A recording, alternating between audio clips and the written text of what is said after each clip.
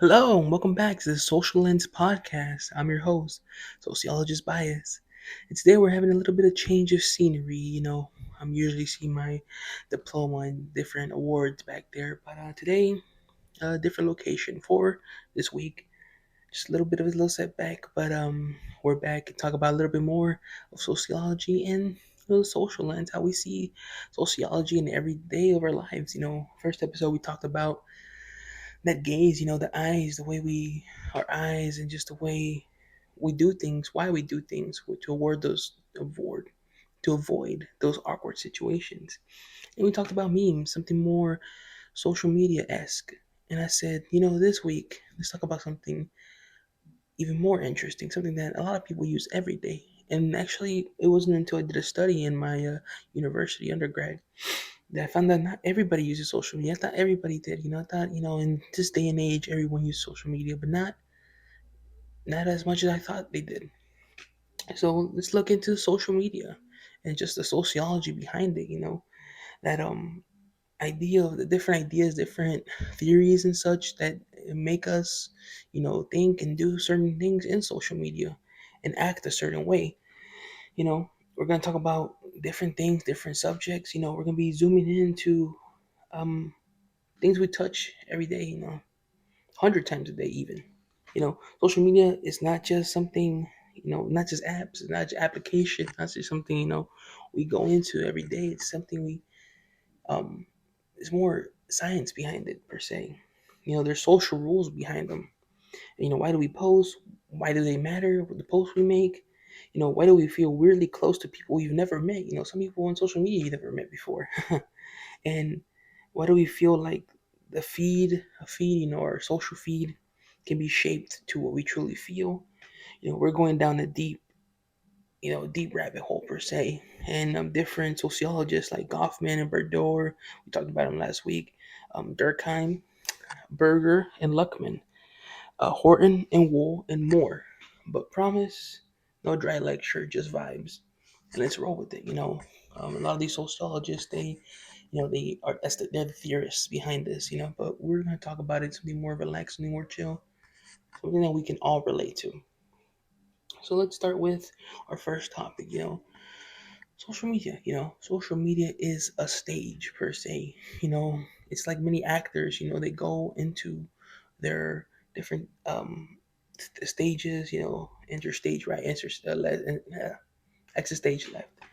Social media is a stage, as prompted by Goffman's theory. Think of every profile like a theater. Every theater has its own unique ambiance, its own unique setting, its own unique just vibe that it has. And then Goffman talks about that that we live life performing, performing, and that there's a front stage, what the audience sees. There's also a backstage where we don't truly show. A lot of people on social media act a certain way. A lot of your favorite influencers, a lot of your favorite family members, friends, people you may trust in social media, but in reality are different in the backstage of the area. A lot of people, like, let's take Mr. Beast for example. He's one of the most popular YouTubers out there, and YouTube is a type of social media. We talk about Mr. Beast that he acts a certain way in front of his audience, but behind backstage is different. There's a recent kick live stream he did where he talks a certain way that he doesn't talk in his main channel, because his main channel is family friendly. But in reality, Mr. Beast isn't family friendly. That's just the kind of personality he has. Not saying he's a bad guy or anything. That's just kind of the true side of Mr. Beast, which is his backstage. Which then his backstage becomes his front stage, and what the audience now is seeing with all these different things. Online, the front stage is your grid. Your bio, your story, stuff you share publicly, while the backstage is the draft folders, the photos you didn't post, the meltdown your friend texted you instead of tweeting. So, stuff that doesn't get shown but is back there. And stuff that does get shown, that's what everybody sees. So let's talk about two key ideas that sociology talks about. It's impression management and face work. So impression management is just the idea that we curate prompts, filters, captions, songs, to manage how others read us. Funny, they read us funny. Do they read us booked and busy? Or are we low key and mysterious? That's how we want to curate these things. That's how we want to manage how people read us. You're gonna post memes on your Instagram. You're gonna post memes on your Facebook. You want people to think you're funny. You want people to think this is how you want you to seem as that funny guy. Or booked and busy. If you're in college, me, a lot of individuals are in college. You're gonna post your first day pictures of school. You're gonna post this and that. You're gonna show yourself that you're booked and busy. You're a busy bee. You're highly intelligent, stuff like that. You're very um wanted to curate yourself a certain way and stuff. Like I said, also low key mysterious. You want to post these like low key, oh, like yourself in the dark room, and with the lights in the back, stuff like like you're Batman or something. You just want to look a certain way and just kind of give that mysterious vibe. Everybody has these different vibes they want to give off, and it just kind of depends on the person you are and the person you want to be when you want to give off these vibes. And then going back to the other one, talking about face work, we protect our face, our social self, and help others protect theirs. You don't want to, you know, mess with people's faces. You don't want to kind of disrespect them in any certain way. And that's why we like a friend's real per se. It's like a tiny social glue keeping everybody's face intact. So, you know, our social self is another type of, it's how people have souls and stuff, or like different not different personalities, but different ideas within themselves. As our social self is this our own idea. It's apart from our body. Other thing that we can just think of. Everyone's face we want to keep intact. We want to keep this social idea intact. So now social media scrambles one of Goffman's key survival skills, which is audience segregation. In person, you know you keep your boss self away, from your best friend self online. you know Context collapses. Your grandma, your ex, your manager, your gym crush, all in one audience. That's why people spin up finstas. That's why people do close friends discords.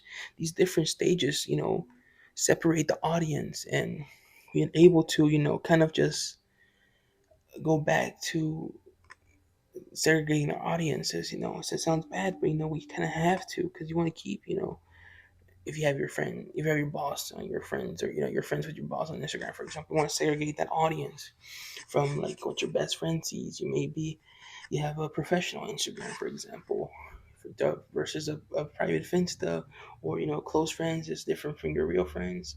Type stuff from Instagram, Facebook, stuff like that. So what's one thing your close friends see that your main friends don't see. So that's what's different about these ideas. That you keep one thing to one area and one thing to another. So what do people see that they don't really see in you? So social media is that stage. What's in the front stage, what's in the backstage. Keep that in mind. And then we talk about the likes, the like economy. Bordeaux's social capital. We're going back to social capital, going back to how we talked about it last week in our memes episode. Bordeaux says people move through life with different types of capital. There's economic capital, money, culture capital, which is taste, skills, references, social capital, which is that networks, different things we do with those networks, and symbolic capital, which is legit recognition and prestige. If you're in rich and stuff, for example. Online likes and follows are a hybrid of social and symbolic capital. So social being those networks, and symbolic being that prestige, that idea, that you're better than everyone in some way. Sometimes, they're visible signals that can be converted. Brand deals, job offers, social accesses. Even small numbers matter. For example, posting the right book on LinkedIn is culture capital. Getting posted, or reshared by micro influencer is a form of social capital. A verified badge reads as a symbolic capital. These different Small things that you might not see as major things are a type of capital, and we use capital as a type of things in our society. That's what makes the machine run well in society, is the type of capital we use, and we have to use it to our advantage or to take advantage of us. We got to think about these different capitals. So, for example, in LinkedIn, LinkedIn is a type of social media. LinkedIn is for jobs and such, and offers and different things we use LinkedIn for. So we gotta keep in mind, LinkedIn is a type of social media. What do we post on LinkedIn? We post our different, we got the job, or we're moving up in life. Different things. It's a professional space. What you post on there matters, for example, and these different, things you post are types of capital. You gotta keep in mind, you know.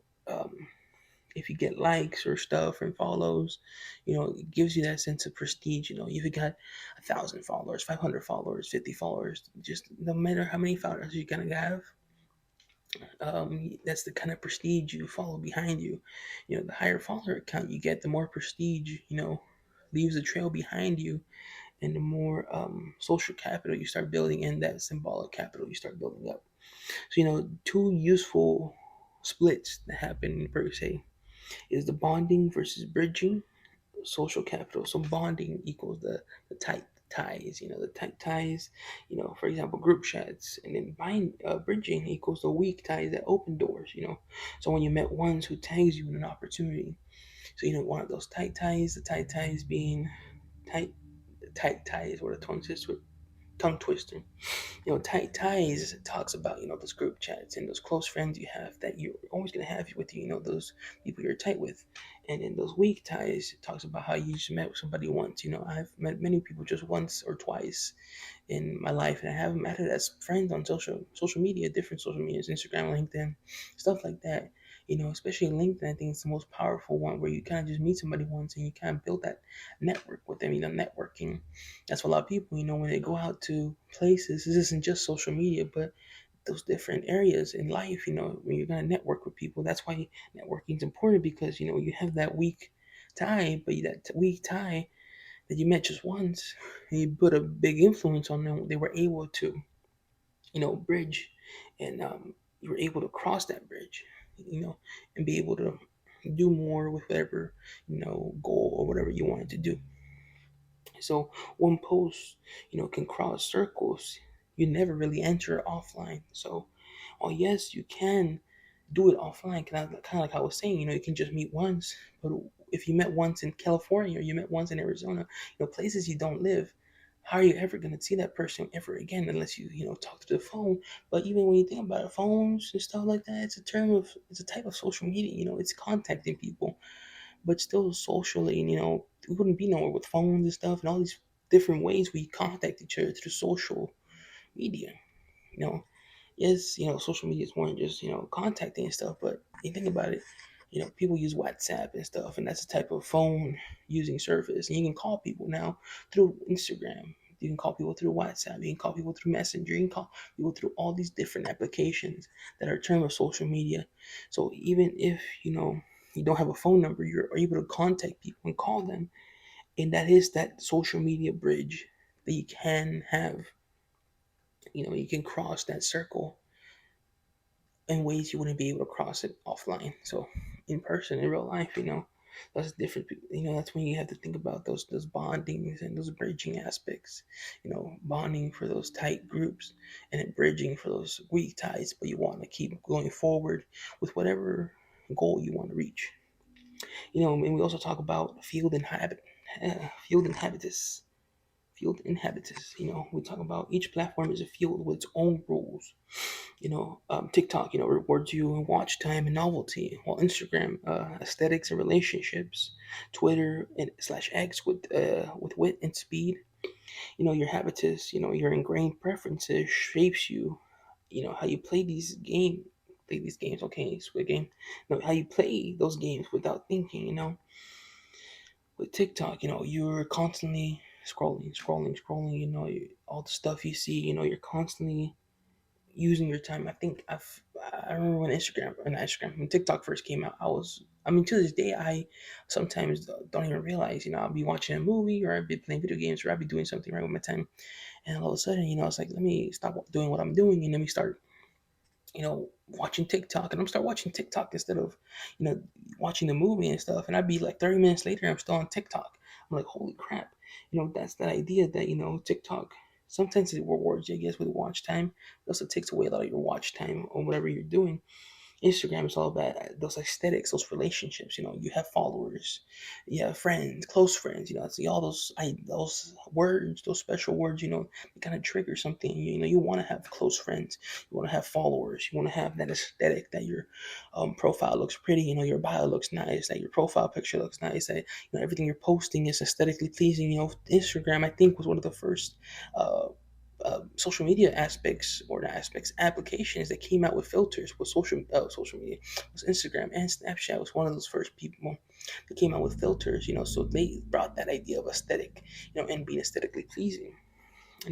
And Twitter slash X now, it talks about, people who are wittiful, that's even a word, but have high wits, and have that speed with them. People constantly, some people use X as a type of messaging app. They message each other on Twitter, and just boom, boom, boom, boom, boom, and constantly Xing back and forth, Twitter, tweeting back and forth. And some people are smarter than smart asses per se. They you know you're constantly going back and forth, and no one's gonna win in that situation. But how you play these games without thinking is the idea. That's how social media gets you. You're kind of playing in their games without even thinking. You're already in their game. You have no idea that you are. You just constantly in that never-ending cycle of wake up, social media and stuff, or just the parts becomes integrated into your life without you really knowing. And that's that idea of that different capital, different things just merging together. So you have to think about it, as that to make sure you're using your capital wisely, and these different splits as well wisely. So fields and habitus, and then that bridging and that bonding. So are you posting yourself for your current field or the field you want to enter? Are you currently happy to in the position you're in, or you want to, play the field and go forward in life, or where you're at right now? We also talk about, Horton and Wool talk about this parasocial relationships. And what I mean by that is, Horton and Wool coined this idea of parasocial interaction, a one-sided relationship where audiences feel intimate with a performer per se. Social media turbocharges this with three things. So audience feel intimate with the performer, whether it be, just take back a step from social media and go into like a concert per se. When I want to go see the Red Hot Chili Peppers live, I didn't feel intimate with the performer per se, but I felt a certain type of way. That's just the kind of way that you feel towards the idea, and that sense with the person who's performing, whether it be theater, concert, any type of performance. And you start feeling a little bit, intimate towards that person. Not that you can't help it, but it's that parasocial interaction. But then this idea that social media turbocharges it, the perceived intimacy. We talked about these vlog style confessionals, messy rooms, I just woke up stories. Yeah, I mean, you can't really see, but my room's kind of messy right now, where I'm at right now. But I'm not gonna show that part of me. I want to seem professional. I want to seem a certain type of way. I want to seem, you know, perceive myself kind of way as a professional, because I am talking about professional things. If I just show my messy room and stuff, you might not take me as professional as possible. So when you see these people, it's like these I just woke up, vlog style stuff, or this is my room. And a lot of people, streamers don't clean their rooms, or social media personalities don't clean their rooms, or people who just use social media, they post themselves. You gotta clean your room. Some people don't care and they won't clean their rooms, so you kind of feel that perceived intimacy towards them. And then you also got their um recip- reciprocity, recipro- reciprocity, recipro- It's kind of a hard word to pronounce, but it talks about these cues, likes from the creator, short replies, live chat shout out, microscopic feedback that feels, like friendship. So we're going back to streamers, we're going back to how maybe on YouTube I've liked somebody's comment, they seem like, hey, this guy kind of forgets me. And I do, you comment on my YouTube. Oh, I got you. I understand I've been somebody who's a viewer before. I understand what it feels like, when somebody likes my stuff, so, but they also, those cues, likes from creators, those short replies, stuff like that, that kind of gets into people's heads, That's why a lot of people, start building that stalker like behavior because of these different, um, interactions or parasocial interactions that kind of make them feel like they're friends. Like it's starting to build a friendship. A lot of people start going crazy, not crazy per se, but they start going, developing certain type of feelings, and they do go crazy. So that's just, there's no light way of putting it, but yeah, they do. And social media turbocharges these, as like I was saying. In that routine as well. Daily content becomes ritual. Your morning coffee with a stranger. Maybe this weekly podcast is becoming a ritual with you. It's something that you kind of want to see every a week, but now every week now you want to see it every day. You kind of stuff that these parasocial bonds. They aren't bad by default, not at all. It can be good to talk with your favorite streamer. It can be good to watch your daily content. It can be good to kind of get these vlog style confessionals and stuff. It's good to get all this stuff. It's the media, it's the social media, it's the stuff we have to kind of, it's something we live by now. But they can comfort, they can educate, they can build that community, but they risk, they're over the over identification. We're friends, so I'm owed access per se. If you're like, hey, you respond to me all these times on Twitter, or you respond to me on YouTube, you respond to me on Twitch, we should be friends now. I should be able to go to your house or stuff. People start developing these ideas of, that there are no boundaries anymore. And boundary pressure on these creators is a large um, thing that happens. Good creators set norms, office hours, clear DMs policy, and healthy distance. But those unhealthy creators, they start indulging into these people's craziness. They say, yeah, but those always really end. There's a lot of horror stories out there with individuals that cross those boundaries. But a good creator would set those boundaries and set those norms that they should. As we continue, we talk about the algorithm. Algorithms are that invisible hand. The construction of reality per se. Feeds aren't natural. Even Facebook, YouTube, Instagram, all these places, they're curated by algorithms. These kind of, they optimize for engagement, click through, watch time, shares. That means the system really serves what you'll likely react to. Often the content that's surprising, confirming, emotional, or enraging. These different things that you see on your social media feed, whether it be YouTube, Twitch, anything that you kind of consume your social media with, it's curating to your stuff. If you start seeing stuff like racist reels or something, or stuff like that, it's building towards your style. I'm not saying you're racist or anything, but you might be need to look into that for saying, we have this idea that why is this why is it recommending me this, why is YouTube recommending me this and stuff. Like, it's not recommending you because why not. It's recommending it to you because that's you. Berger and Luckman, these theorists, they talk about the social construction of reality, or sense of what's real, is built through shared meanings. Today, a huge chunk of that constructions happens through your For You page, or your Reels, or your Facebook feed. Whoever uses Facebook, my grandma, whoever still does, right? But like, whatever you see on Facebook and stuff, and all these social medias, watch enough videos on a topic, that feed starts to paint a world where that topic is the world. And that's the echo chamber effect. You start seeing something, and all of a sudden your whole feed is that. I start liking stuff about Left 4 Dead, for example. I never saw Left 4 Dead stuff, and then my friend Frank starts sending me all this Left 4 Dead stuff on my TikTok. And I like one or two videos. Cause I used to play Left 4 Dead all the time. And all of a sudden, my whole world is painted Left 4 Dead. I mean, I keep seeing Left 4 Dead, like the Ellis and stuff. I keep seeing these different actors, and they're all just popping up in my feed. Like, I'm like, wow, I guess this is Left 4 Dead. My TikTok is not Left 4 Dead oriented. So it's something small like Left 4 Dead, but anything. Your feed can be full of politics now, or your feed can be full of something you don't want to see just because you maybe like the wrong reel. It's like people build their Instagram reels, brick by brick, as people say. They built it themselves. This is the algorithm they built.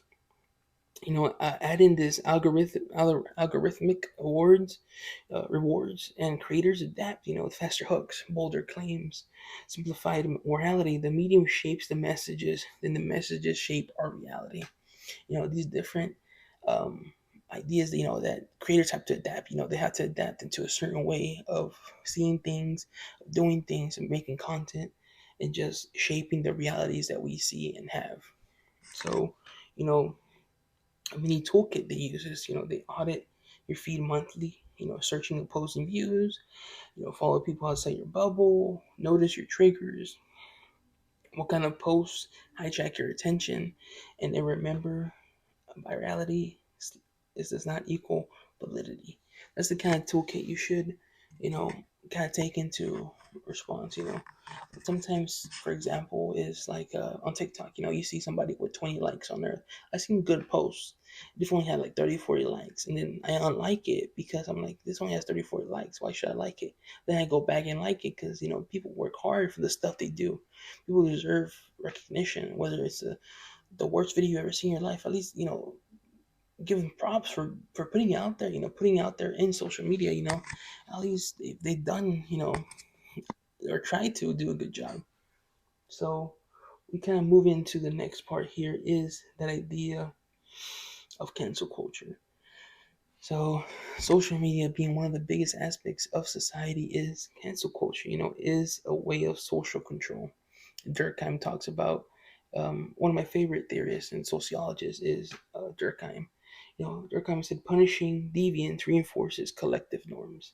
It shows that group that we tolerate or what we tolerate that we tolerate and what we can tolerate. Online call outs and cancels can be that ritual boundary drawn in public.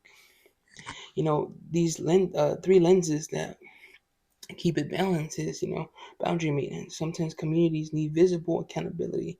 Example, bigotry, exploitation, due process versus dogpile. Platforms often collapse nuance. Speed rewards moral performances over careful evidence. Sometimes, people are very fast to assume, somebody did something wrong and don't see the whole bigger picture, and they kind of just dogpile on somebody. That's why, in real life, we have due process, we have these different laws, that somebody goes through to make them, innocent or get on or innocent or not. It's until they're proven guilty per se. And then we also have this idea of restorative versus retributive responses. Do we want learning and repair or exclusion and spectacle? Um, or we also have or ideas that go into this cancel culture is, practical heuristic. Heuristic. Private first when harm is small and local, call in. Public when harm is repeated, denied, or impact many, call out. And always ask what outcome protects people and norms without turning justice into harassment. So, we want justice. We want people to be held accountable for what they say online and what they do online. And, private, make it private first. Talk, if something is said between three or four of y'all people, and you hash it out like individuals, like respected adults, but that person keeps doing that thing and not making you feel comfortable, and it's actually something very bad. That's when you kind of either call them out about it, or or if that idea is brought out into the public, then you have to call them out on it. Now that it's already public, you just have the idea. You have to make them held accountable. You also can't harass them. You can't make them feel a certain way. Cancel culture, we talk about all this, boundary maintenance, due process versus dogpile, all these call outs, restorative and retributive response. We talk about all this call outs and stuff with cancel culture. And we have to think about cancel culture is also one of the good, it's a good thing, also a bad thing. Think about the witch trials back in the day, a lot of people were kind of just throwing out accusations and it wasn't really getting anywhere. Innocent people were dying. Luckily nowadays, we do have that evidence, but a lot of this evidence is also can be fabricated. People can say that somebody said something certain, but it's Photoshop, or somebody did something a certain way on social media. but it's all sometimes can be fabricated. You have to provide solid evidence, and a lot of people nowadays their careers are over because this the stuff they said in their past. No matter how long ago it was, people should be held accountable, and and that's how it is. Cancel culture is one of those things that just has been it has been thing for a while. It's just never really been prominent until recently times. When social media started becoming something more massive and huge. And then we talk about anomie, comparison, and coping. Durkheim, Merton, and Festinger. They talk about these different theories. We talk about Durkheim's anomie, which is one of my favorite theories from Durkheim. Normlessness. Sorry, no big old word. When the rules feel unclear or impossible to meet. Social media is an enemy fuel. Infinite standards, moving goalposts, and constant upward comparison. We constantly compare ourselves. Comparison is the thief of joy. Is what I tell everybody. I never try to compare myself, and when I try to, I always tell myself, no, don't compare yourself to other individuals. You will get to where you're gonna go with due time. I kind of remind myself every time. If I see somebody doing my dream job or looking a certain way, I say, hey, you'll get there. With due time, each to own there. You'll get there no matter how long it takes. I will get there. All these standards that people have, it's just that enemy fuel, the fuel that makes you feel not normal. It makes you feel that these things are impossible to meet. These standards. um Festinger talks about that upward comparison. You're meeting your Tuesday. You're measuring your Tuesday to someone else's highlight reel. If you see somebody's, here's what I do on a daily Tuesday, and their Tuesday is the best Tuesday you ever seen in your life, and you're like, well, just Tuesday, I want to eat a bowl of cereal and watch TV. Like, you shouldn't compare yourself. What if all their other days are like that, and just that Tuesday was the best Tuesday? Like, you shouldn't be comparing yourself to these individuals and saying, my life's crap when their life's amazing. No, your life's amazing as much as other people's life is amazing. You know, and then Merton talks about adding strain theory. So when cultures push goals, such as success, beauty, clout, but limit legitimate means, for people to adapt, um, conform, innovate, ritualize, retreat, rebel. Online, you see this as, hustle, culture, grind, filter, innovation, performative posting, logging off, or building countercultures that reject the script. You know, we want to have cultures really push this goal, at least the online cultures or the social media cultures push that idea, success, beauty, clout. You can't be successful if you don't have beauty or clout, or you can't be, if you're not beautiful, you can be successful. Like, you don't have to be beautiful to be successful. You don't have to be the best person in the world to be successful. There's a lot of individuals that are horrible out there that are successful, which is crazy, but that's just how the world works. That's social media for you. You know, we have to conform, we have to innovate, but this idea is that there are those easy ways to do it. People kind of take that route, and then people like it for it. People all over the world have their kind of idea of what social media should be, and what they use social media for. And we sometimes just have to reject the script and kind of go our own way and not follow these standards because it's boring being normal. Sometimes you have to be not normal, and it's okay to be not normal. Unless it affects other people negatively. I say, but if it doesn't, I find it okay to be not normal. Not normal is one of the best things to do in life. You know, Coping rituals that do help though, reform your feed, follow process, not just outcome. Artists showing drafts, athletes showing practice, follow people that show how what it takes to be that way. People talk about athletes, athletes don't just go out there and, throw a 70-yard pass, they practice. And I love art, with artists or athletes that show them practicing to see how far they've come, how they get to that level they are. And you kind of just want to follow in their footsteps. That's what makes it beautiful. Or artists that, drawing artists that show their sketches, how their drawing went from just a normal sketch to something beautiful, amazing. These different ideas that we want to see how the artwork is made. A lot of people or individuals won't show it, because they just want to show the final result. They don't want to give that people that motivation, which is bad if that individual is an influencer. We also have, time box scrolling, which with why am I opening this app prompt? So tell yourself, why am I opening this app? Is it gonna help me today? Is it not gonna help me today? This you have to do it because it helps you. I use Instagram and all these different types of social medias because it helps me in a certain way. Whether I'm bored, I need some more creativity for the next video or more things to talk about with my next videos. Just stuff, things in life I want to talk about or ideas I want to see or stuff I want to see in life. It helps me, be more creative. It's a creative outlet for me where it's posting and just being out there. I'm a very outgoing, personality driven guy. Social media it does that for me. As well as, post your honest signals occasionally, process, not just polish, so your own stage matches your real life more consistently and closely. Don't just say you made 10 bands when you're not making 10 bands. You just kind of drew $10,000 out of your account and you start showing it off. Like, you have to be real with yourself. Now, of course, yeah, you can live your life as somebody fake online. You do whatever the hell you want. I don't care. Or no, but if you do care about yourself, be truthful with yourself, and relive your real life more closely. Or do your social media as you would live your life. More closely. We're going back to memes. Now, one of our final topics here is the memification of politics. Frames, public sphere, and connective action. Politics now travel as memes. Back in the day when we had newspapers, newspaper used to be our type of social media. You know, with all the jokes and stuff and those political cartoons, we now see them in political memes. And I'm not want to talk about politics much, but this is just stuff we see on social media.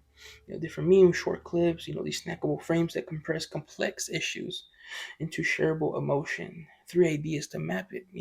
Talk about frame analysis, which is one of Goffin's ideas. Memes highlight certain angles; they hide others. It's about hypocrisy versus it's about policy. Frames mobilize, but they also simplify, as well as public sphere. Hamberas talks about Habermas. Sorry, the town square is now networked. Great for access, chaotic for quality. Attention rules, not reason. As well as connective action, Burnett and Sarberg. But people mobilize through personalized content. Hashtag duets, templates, easy entry, huge scale. It's not all shallow per se. Think fandoms redirecting attention from fundraisers, mutual aid networks, real world turnouts, organizing DMs. The challenge is keeping nuance alive, linking the meme to no longer info, citing sources to longer info, citing sources and remembering opponents as humans, not avatars. So all this really talks about all that stuff that just yapped about this whole idea of politics.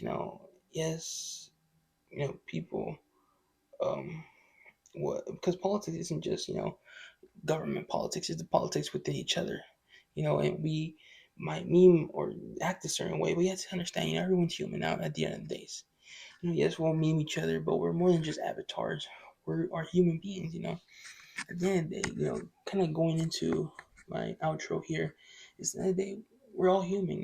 In social media, yes, we might be using it as a mask. Oh, maybe put the mic too low. Maybe using it as a mask, or we might be, doing stuff a certain way. We have to realize, at the end of the day, we're all humans. Unless they're doing a lot of bad stuff online, then they're bad. But a lot of people are showing their true intention online sometimes. Sometimes people don't mean to. We're all human at the end of the day. There's a lot of bad people out there, and those are the people we should go after, right? But at the end of the day, we're human. That's how it is. That's how it's gonna be. Social media is, like I said, that mask, that idea that we can hide behind social media. But social media has a problem.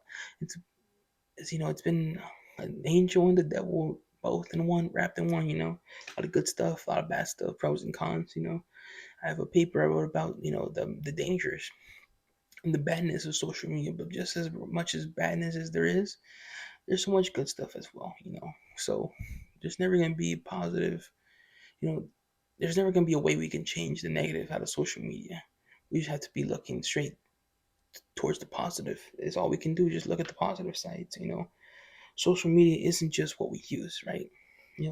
It's where we perform, where we trade status.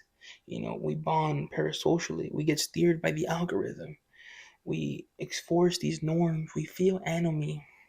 We do politics with memes. It's society sped up. So all the stuff that we do on social media, imagine it, we did in real life, but it's just sped up 10 times because it travels so much, so far. You know.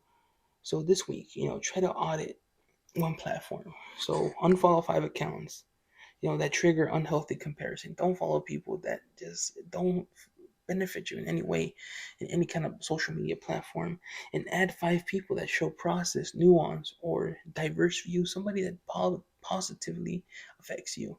And that's what I'm talking about. Release those cons and start following those pros. And then as well as notice, one moment you did impression management, and one moment you let the backstage peek through. What moment did you say, ah, crap, somebody saw something they shouldn't, or stuff like that. Just kind of reevaluate yourself on social media. And then when you're tempted to dunk on someone, ask what outcome do I actually want? And that's the counterculture stuff. What do I want them to learn from this? Accountability, or do I want to make their life a living hell? It's just the type of person you are. So if you got value out of this, just share it, with your friends who live under FYP, and send me your thoughts, your stories on Instagram at the Social Lens Podcast, or the official Social Lens Podcast. I read them all, and I might even feature them in the MX episode.